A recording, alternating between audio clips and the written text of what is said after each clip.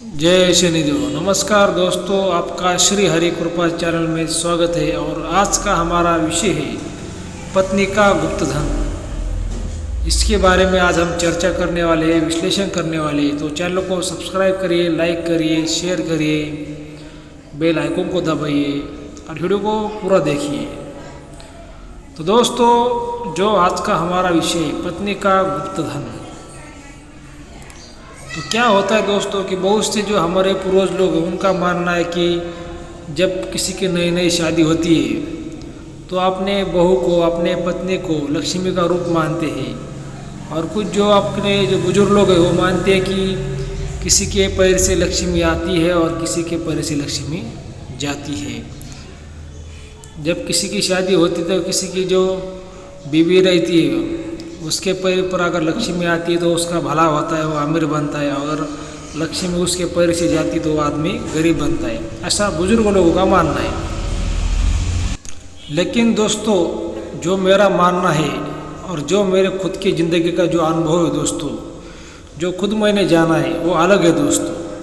तो दोस्तों, मेरा ये साफ कहना है कि जो नारी शक्ति है, जो स्त्री है, उसे शक्ति मानते हैं।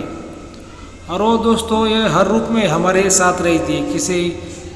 कभी माँ के रूप में साथ रहती है, कभी बहन के रूप में साथ रहती है, कभी पत्नी के रूप में साथ रहती है, कभी बेटी के रूप में साथ रहती है। और दोस्तों, नारी शक्ति के बिना ये जीवन अधूरा है। कोई भी व्यक्ति हो, कोई भी इंसान हो दोस्तों, वो अधूरा है।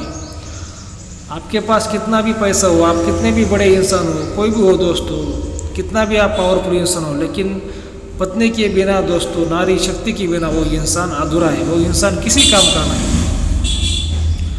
और दोस्तों, ये जो नारी शक्ति है दोस्तों, हम इंसान ही नहीं दोस्तों, जो हमारे जो भगवान है, जो हमारे देवता है दोस्तों, वो भी दोस्तों नारी शक्ति के बिना वो भी अधूरे है। जो हमारे जो त्रिदेव है, ब्रह्मदेव, विष्णुदेव और महादेव, ये भी दोस्तों पत्नी के बिना अधूरे है, नारी शक्ति के बिना अधूरे है।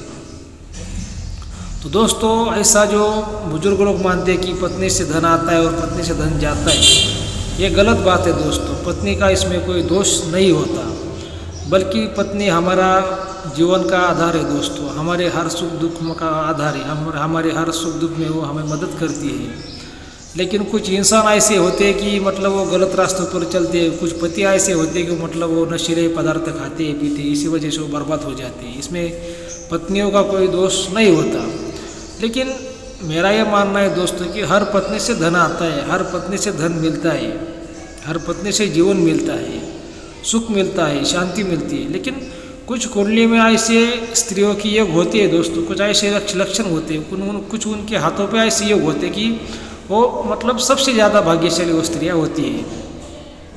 वैसे तो मतलब हर नारी भाग्यशाली, हर स्त्री भाग्यशाली, लेकिन कुछ कुंडलियों में ऐसे योग होते हैं दोस्तों, कुछ ऐसे पावरफुल योग होते हैं कि वो पति पत्नी के जो पत्नी का जो गुप्त धन होता है, जो पत्नी का जो भाग्य होता है, उससे वो जो उनके जो पति रहते हैं वो बहुत अमीर बनते हैं।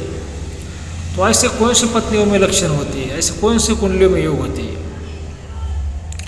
इसके लिए दोस्तों आपके भी कुंडली का विश्लेषण होना बहुत ज़रूरी होता है। अगर दोस्तों किसी इंसान के कुंडली में अगर उनका जो सप्तम भाव का जो स्वामी होता है वो अगर अष्टम में बढ़ जाए, या चतुर्थ भाव का स्वामी अष्टम में बढ़ जाए, जो कुंडली में जो अष्टम घर है, जो पति होते हैं उनके कुंडली में जो अष्टम घर होता है वो पत्नी का धन होता है। अगर पति के कुंडली के जो चतुर्थ भाव का स्वामी और लाभ भाव का स्वामी अगर अष्टम में बढ़ जाए तो उनको पत्नी के द्वारा धन मिलता है। तो अनेक मार्गों से धन मिल सकता है। एक तो पत्नी आने के बाद आपका बिजनेस व्यापार बढ़ सकता है, या उनके द्वारा कुछ गुप्त धन भी आपको मिल सकता है, कुछ सोना चांदी मिल सकता है, या किसी माध्यम से आपको प्रॉपर्टी मिल सकती है, या धन में बढ़ोतरी हो सकती है, आपकी फसल अच्छी आ सकती है। मतलब उसके अनेक लक्षण होते हैं कि आप किसी न किसी माध्यम के आपको धन मिल सकता है और आप अमीर बन सकते हो। लेकिन दोस्तों, ये तो होगा कुंडली के लक्षण। और जो पत्नियां होती है दोस्तों, उनके कुंडली में जो उनका जो सप्तम भाव का जो स्वामी है दोस्तों, वो लाभ भाव में होना चाहिए, या सप्तम भाव का स्वामी सप्तम में होना चाहिए। तभी ऐसी जो पत्नियां होती हैं उनकी जो कुंडली हो पावरफुल बन जाती है और उनके जीवन में बड़े से बड़े धन के योग आती है।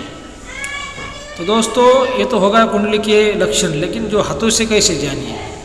अगर आपकी एक कुंडली, जो आपकी जो पत्नी होती है, उसके हाथों पर अगर भाग्य रेखा स्पष्ट है और गहरी है तो वो पत्नी भाग्यशाली है। अगर उसके हाथों पर अगर बाएं हाथों पर अगर तिल है और वो भी काला या लाल तिल है तो वो पत्नी भाग्यशाली है। अगर जो आपकी पत्नी होती है, अगर उसके हाथों पे जो विवाह रेखा होती है वो एक ही हो और वो गहरी हो, स्पष्ट हो, उस पर कोई काट ना हो तो वो पत्नी भाग्यशाली है।